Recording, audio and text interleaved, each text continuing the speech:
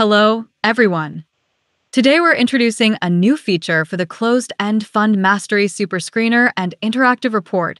And while demonstrating this new feature, we will in addition also be showcasing some charting features that you may not be aware that CEF Mastery can use with Microsoft Excel. When you open your weekly Closed-End Fund Mastery Super Screener and Interactive Report, you're met with the Closed-End Fund Net Asset Value Performance Heat Map, which is a really cool feature of Closed-End Fund Mastery, but that is a feature for another video. For our purposes, today we want to head over to the Super Screener, which is located on the Pivot Table tab in your weekly report. At the top of the page, you can see a list of different asset classes, and for showcasing today's features, we will focus on Realty equity funds. You can see that there's only just a handful of Realty-related closed-end funds to choose from. A couple of years ago, Closed-End Fund Mastery showcased a walkthrough for Closed-End Fund Mastery and my steps of narrowing down the highest quality closed-end fund at the time. But for this video, we're going to do a little twist. We're going to take a look at the 5 most underperforming closed-end funds within the realty sector, underperforming meaning long-term, not just recently, and see if any of these funds are worth dipping our toes into. Because as you can see, of all the realty-related closed-end funds listed here, the greatest underperformers, as indicated by the long-term net asset value price change over the last 5 years, also happen to be the highest yielding. So, we're going to try to narrow down the best of the underperformers using our latest feature to give us a start.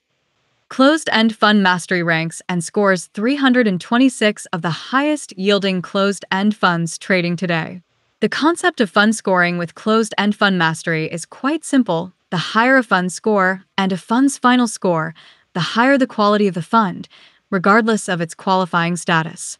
Now that we've quickly identified the 5 funds that will get the focus of our attention, we're going to go ahead and paste these into our latest feature, 5v5.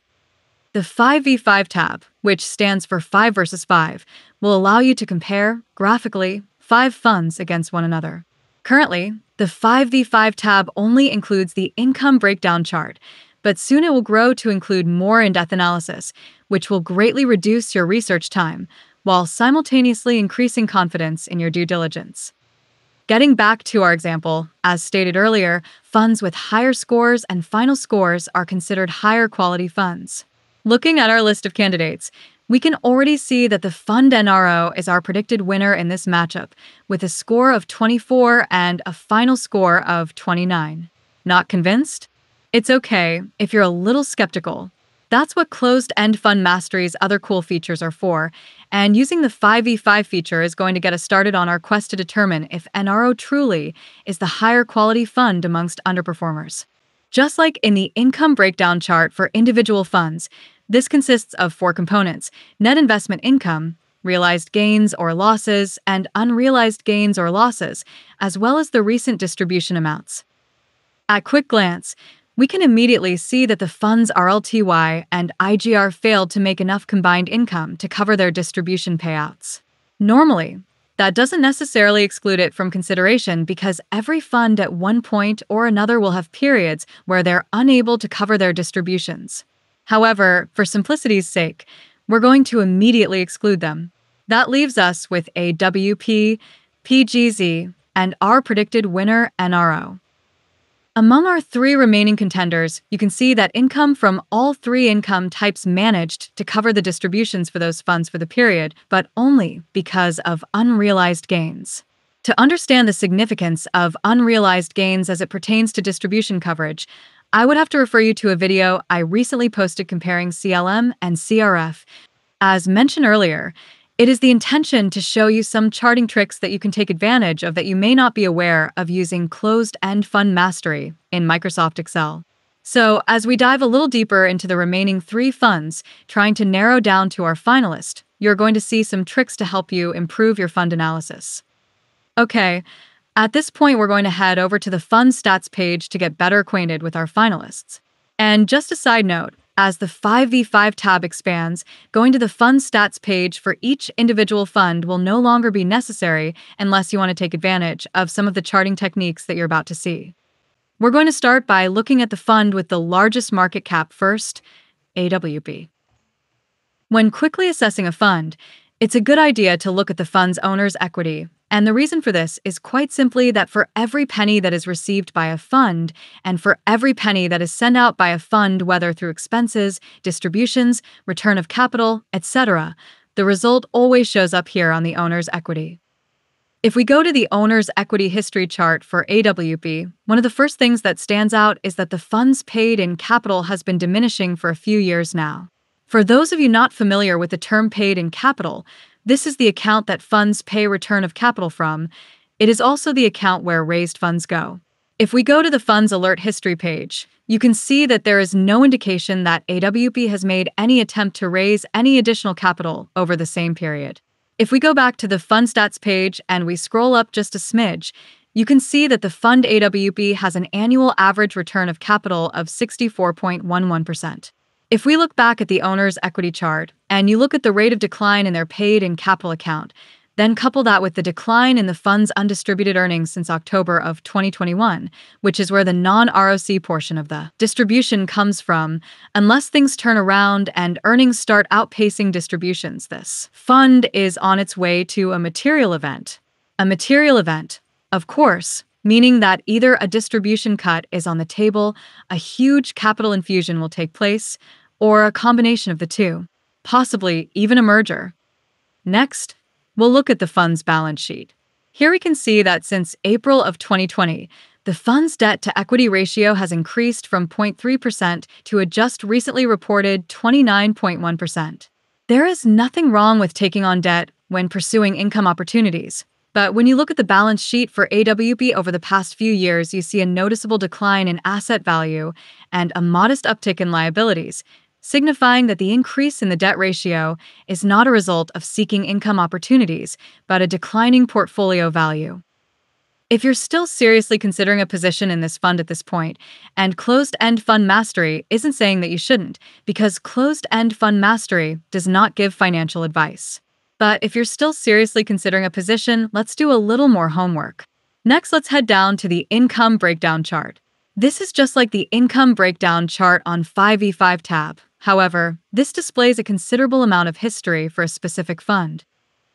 Considering the dilemma of AWP's steady decline of capital, which we now know is under increased pressure because of the fund's declining asset value and income shortfall not covering the distributions, it is reasonable to assume that the only thing that will prevent a material event from occurring is either an increase in net investment income or a turnaround in declining asset value, i.e., unrealized gains. Bringing our attention back to the income chart, we're going to look at the net investment income as a solution to AWP's dilemma first. If you click on the income breakdown chart, you'll notice immediately to the right, 3 new icons pop up. Clicking on the top icon, it brings up a list of chart elements. We don't want that. If you click on the second icon that looks like a paintbrush, it brings up a list of different chart formatting schemes that you can take advantage of if you don't like the current layout of the chart. However, this would be a procedure that you would have to repeat every week. The final icon is filtering charts. When you click on the chart filters icon, it brings up a list of all the series in the chart. In this case, net investment income, realized gains, unrealized gains, and shareholder distributions. It also has a list of categories, which in this case is representative of all the reporting dates for AWP. From here, we can have a little fun with our fund analysis. For example, let's say we wanted to normalize the fund's performance history by removing significant events such as what happened in 2020 and in 2022. Smoothing out the timeline by canceling out one-time events, the situation doesn't look all that bad, does it? If under the Series tab we deselect all, and because we're curious about the net investment income situation, we click on net investment income in relation to shareholder distributions, we can see that there is no way net investment income is going to be a solution to AWP's dilemma. You can add back in realized gains, and you can see that they've experienced more periods of realized losses than realized gains, so that can't be relied on as a fix. With that evidence at hand, it becomes clear that a turnaround in the fund's asset values, unrealized appreciation, is what the fund needs the most.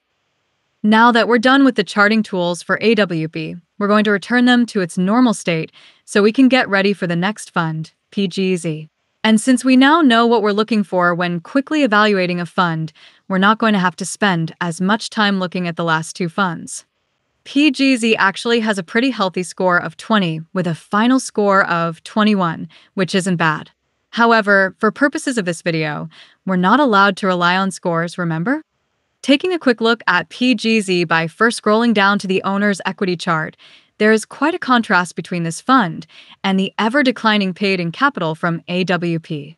PGZ seems to be holding steady, but it appears that PGZ, as of October of 2021, faces the same situation of increased undistributed earnings losses as AWP. Heading down to the balance sheet, it also appears that PGZ shares the same trait of declining asset values and a rising debt-to-equity ratio, but unlike AWP, it is reducing its liabilities. Another thing worth mentioning is that unlike the spike in AWP's debt-to-equity ratio from the decline in asset value, even though PGZ's debt-to-equity ratio is up slightly due to a decline in asset value, it appears to always carry a reasonably large debt amount, so this appears to be standard operating procedure for PGZ. The income situation looks pretty good, as it seems that at the end of the latest reporting period, there has been a considerable trend reversal in PGZ's unrealized gains, taking them from negative to positive, although they have posted realized losses for the last 3 reporting periods. It's a similar situation with NRO in many respects, which, by the way, indicates a sector problem, more so than a fund problem, when all funds share very similar characteristics for the same time frame. NRO, just like AWP, has had steady declines in paid-in capital over recent years, accumulated earnings losses since October 2021, just like AWP and PGZ, increased debt levels because of declining asset value, just like AWP and PGZ. So, what makes NRO so deserving of a higher score to claim the mantle of highest quality underperformer? To answer that, we must go back to our fund comparison table. Up to this point, we've been discussing everything a fund has done, but no analysis can be complete without knowing what the fund is currently doing. Going into the current reporting period, NRO had an increased accumulated earnings deficit, just like AWP and PGZ, but it was much smaller than PGZ's, and to date, the 21.8% rise in net asset value, compared to PGZ's 8.4% increase, has significantly narrowed NRO's earnings deficit equivalent to -8 monthly distributions remaining, which is considerable less than PGZ's -55 monthly distributions.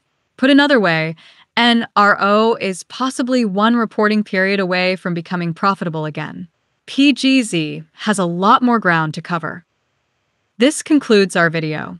If you found it useful and like the latest addition to closed-end fund mastery, please like the video and post a comment below. If you're new to the channel, please subscribe to the YouTube channel for future content or sign up for the weekly closed-end fund mastery distribution change report. There's also information on receiving free reports in the description below. Thank you.